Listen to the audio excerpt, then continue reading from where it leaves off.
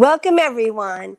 We're here with Bow Live, Brokers Opens and Tours Worldwide, and Florida Closing and Escrow with Anthony Bauza and John Iowanu, expert real estate attorneys, here to assist you with your success.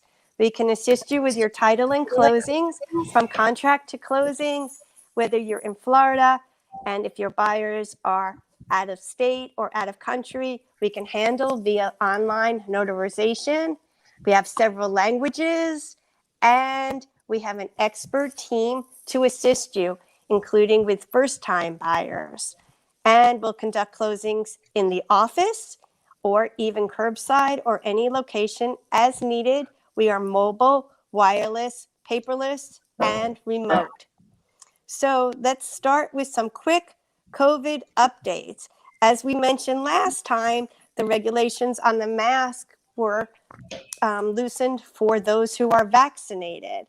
And also, I know that there might be a fourth stimulus check.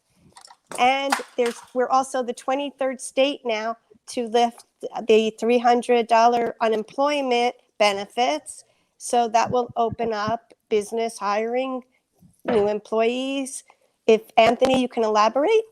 Yep. So definitely we are seeing lots of businesses now rolling back some of their mask requirements ever since the counties and the municipalities started removing their restrictions. The stimulus, there is talks, nothing yet. That's something that we can keep an eye on and give you updates for. But yes, there's definitely a discussion for another round of stimulus. And as you said, the biggest news this week was that Florida did become the 23rd state to put an end to the weekly unemployment federal boost of $300. The state of Florida announced this on Monday. So beginning the week of June 27th, Floridians will no longer see the extra $300 federal benefit in their unemployment check. The program was already set to run out in September. The state made the decision to end the program earlier in an effort to get Floridians back to work. Companies have been experiencing labor shortages in the wake of the pandemic, and business groups have been asking the state to do away with these benefits in an effort to ease this. There's over 500,000 job openings, and the state is hopeful that cutting these benefits will get these people out and back to work. Some economists are a bit mixed on whether it will. It's a piece of the puzzle that we're still not sure yet how it'll play out. The 300 benefit definitely does play a role in delaying workers to get back to job, but the latest report shows that of the 500,000 jobs available, there's fewer than 150,000 Floridians currently receiving benefits. So it just might be an overall worker shortage overall. So we'll see how this plays out come July, since the benefits are set to expire in June, but many businesses are hopeful that this will get some of their job shortages alleviated. Thank you so much for this update. Okay, next we go to good news. As you know, our base is in Sunny Isles. I believe we're the only title company in that location. And in Sunny Isles, there were 28 closings toward the higher end of the market, with 30 pending under contract and 30 listed within the last week. And Miami continues to see a deluge of companies announcing they will add high-paying jobs here. And this is a trend that was accelerated by the pandemic. Almost 1,500 tech and finance jobs are slated to move here, or have actually in the past 10 days, and this trend is continuing. Some highlights are of some sales. Punch Time Clock Air sells his oceanfront Palm Beach estate for $95 million. This is the second most expensive sale this year in Palm Beach. The first or highest one was for $120 million by a private equity firm. Mark Anthony sells the Florida estate for $25 million. Guaranteed Rate CEO CEO pays $38 million for Miami Beach home and the adjacent lot. Now, if John can elaborate on some more good news. Yeah, builder confidence remains high this month, even with the rising lumber prices and labor shortages, due in large part to the high demand for homes. Median home price was 341,000, which is a record high and up 19% year over year. Sales on the low end were down, but homes between 750,000 and a million were up 146%. And homes above a million were up 212%. So big numbers in the higher end part of the market. First-time home buyers decreased just a point from 32% to 31%, which is still a decent level considering the competition and lack of inventory. Also, cash buyers, which we thought this would happen, increased from 23% to 25%. Supply chain and input shortages are not going to be resolved quickly, so everything is still pointing toward upward pressure on prices through the end of this year. So the market is still going to remain strong through 2021. Thank you for that good news update. And the next question is directed toward Anthony. If you can tell us some information about the status of fix and flippers, it now faces stiffer competition. Yeah, so the housing market has become so heated that fix and flippers, who usually get squeezed by Wall Street-backed firms and investors, are now actually competing more vigorously with just ordinary American house hunters. According to a new survey from RealtyTrack, mom and pop residential real estate investors are seeing more competition from just regular home buyers than from their traditional competitors. Small investors typically compete with Wall Street-backed firms, who then bundle loans and sell bonds to investment funds to buy homes to either fix or rent them out. The fierce competition has led to headaches for a lot of home flippers, ranging from rising housing prices to higher material costs. The soaring demand and the limited number of properties have definitely triggered lots of bidding wars in certain parts of the U.S., especially recently. And this is just for standard run-of-the-mill homes. Mom and pop investors make up a huge percentage of the real estate investment market. They own nearly 90% of the single-family units being rented across the country. The capital that has been flooding into the single-family rental industry as a result of the exodus to the suburbs from the pandemic, as well as rising rents, have driven the demand also for bonds backed by single-family rentals. Earlier this year, some asset-backed securities, which are backed by single-family rental properties, reached historical lows and very strong investor demand. Since then, investors have started to push back.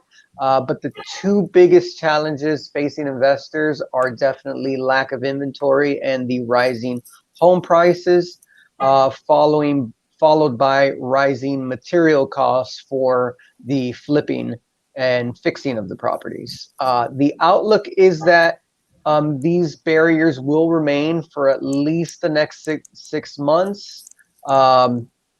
They expect for home prices to continue to rise. We don't expect a huge number of foreclosures to hit the market once moratoriums and forbearance programs are lifted. But surprisingly enough, access to capital wasn't one of the barriers.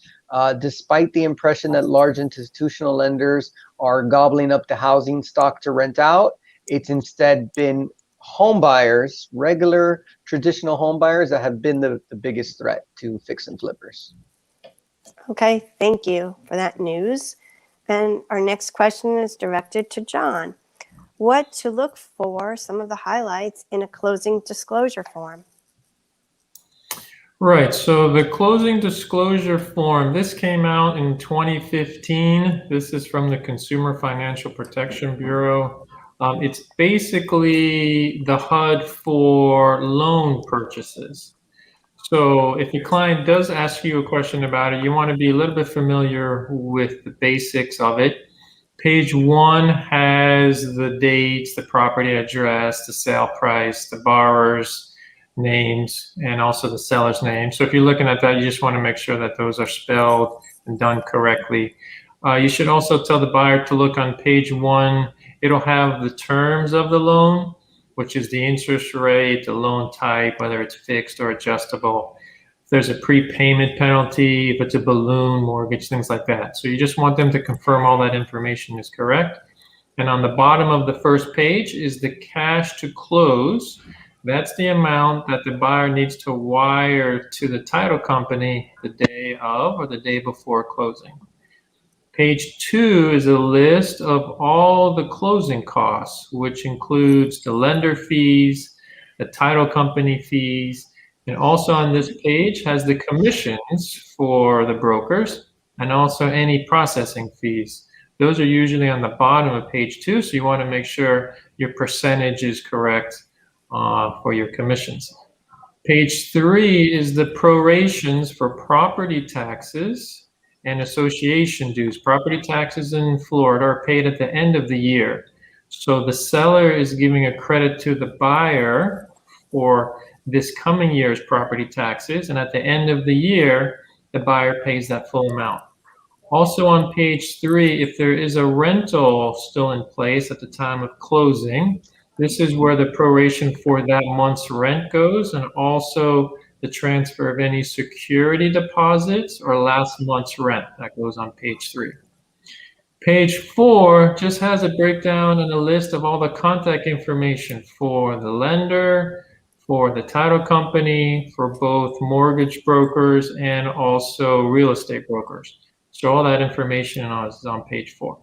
So that's the closing disclosure. That's for loans. For cash, we use the HUD. So that's the difference between the two. CD for loans, HUD for cash. So if you do have a borrower or buyer who asks general questions about it, you have a little bit of understanding. But if they ask any more in-depth questions, make sure just for them to contact us. We'll be happy to explain it to them. Thank you so much. And the next question is for Anthony. Is real estate considered the best investment now? So just last month, the Federal Reserve Bank of New York noted that Americans believe buying a home is definitely or probably a better investment than buying stocks. And just last week, a Gallup poll reaffirmed those findings. So for the past 11 years, Gallup has released a poll asking which is America's choice of best long-term investments. And overwhelmingly, over 41% chose real estate as the best long-term investment among several options, including stocks, gold, savings accounts, and bonds.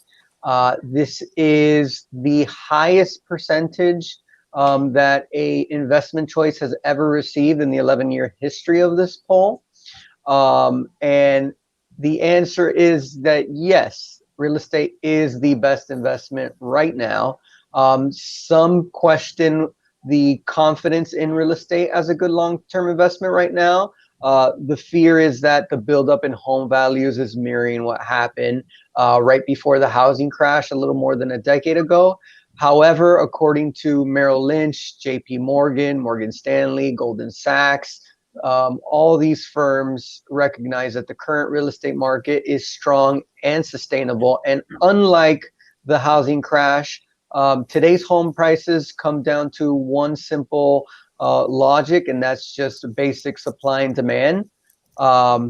This time, the housing sector is definitely sustainable. It's on a sturdy foundation, and the robust demand and the highly challenged supply, along with tight mortgage lending standards, just increases the overall home prices that we're seeing. Higher interest rates and post-pandemic moves could likely slow the pace of this upward trajectory, but that upward trajectory remains very much on course. Okay, thank you for the great information. And next, question is directed to John. Some tips for dealing with buyers who are fearful in this overheated market. Yeah, so with an overheated market, buyers might make quick or hasteful decisions, and then they might have buyer's remorse after doing so. So the one thing to do is, if they are nervous or scared about putting in an offer, ask them what their fear is. The best thing to do is ask questions, and then if they tell you what their fear is, you can kind of coach them through it. So here are the 4 top buyer fears, and basically how to kind of mitigate them. Number 1 is fear of buying the wrong home. That's obviously a big one. Like I mentioned, with the pressure generated by the shortage of homes, buyers are making quick decisions. So one way to help them through that is definitely the due diligence and inspection period, right? In the contract, if it's left blank in an as-is residential contract, the buyer has 15 days to inspect and also 15 days to cancel. This is a right to cancel period as well. So reassure the buyer that if anything comes up, if they have any concerns during this right to cancel period, which is normally 15 days, they can make decisions and back out of the deal and get their deposit back. So that should help them alleviate some of their worries about buying the wrong home. Number 2 is fear of financial loss. Buyers are already stretched to their outside limits when buying a home. So one of their primary concern in an escalated market is the fear of a possible collapse in prices, right? People are saying, is this a bubble? Is it going to pop? What's going to happen? Are prices going to drop significantly? So one way of helping them through that is you have to coach the buyers to understand that it's more important to focus on the ability to make the monthly payment and reap all the benefits of home ownership rather than being concerned about short-term fluctuations in the market. Markets always go up and down regardless of the time. So things are going to go up, things are going to go down. So if they're in it for the long term, just coach them through that and say, the fluctuations, don't worry about short-term fluctuations. Number 3 is fear of environmental harm. Especially here in Florida, you'll get a lot of buyers asking about hurricanes and hurricane damage. What you can tell them is that there is hurricane insurance here. And also, if you're showing a house or a condominium, you can tell them about maybe there is the hurricane-proof windows or sliding glass doors that you can tell them about. And the number 4 is the fear of personal harm. Maybe they'll have a job loss or a sickness or even death. So what you can do with that is you can tell them that there are varying types of insurance that cover certain situations in a person's life. So that can maybe help alleviate that fear. So generally, life is full of risk, right? So those who succeed in reaching their goals are the ones who accept the risk lines and pathway to success and choose to go up the road anyway. So the benefits of owning real estate far outweigh the risk, and you can tell them that as well. Correct. As I say, no risk, no reward. So next, I just wanted to add a few tips for your success. We have the live global opens and tours via BOW. We can schedule that as an event and invite targeted viewers to attend. And we can do lead capture as well. We also have a new tool that will be in beta launch, and I'll be able to demo next week. So contact me if you want to hear about that or attend with the owner. It is about smart digital advertising with proven artificial intelligence technology, and to help you get more qualified leads by amplifying your ads to multiple channels, your social media, websites, mobile apps, Google, and more, all in one flat platform and at your fingertips. So that will be in beta launch next week. So contact me. So we have the team and the tools to assist with your success at Florida Closing Escrow, 1-800-FL-CLOSE or 305-720-2844. And I'm Cindy Mirapole with BOW, bowlive.net, with our broadcasts usually weekly. So please contact us when we can assist you We have other tools such as 3D tours and experts to help you with your real estate photography, your financing. We have people that we work closely with and highly recommend. And of course, our top expert real estate legal team is here to assist you with contract draft, review, addendums, all included in our services. So thank you for joining us today. And if Anthony or John have anything you want to add? Okay. Then again, thank you for joining us and stay safe, healthy, and successful. Thank you.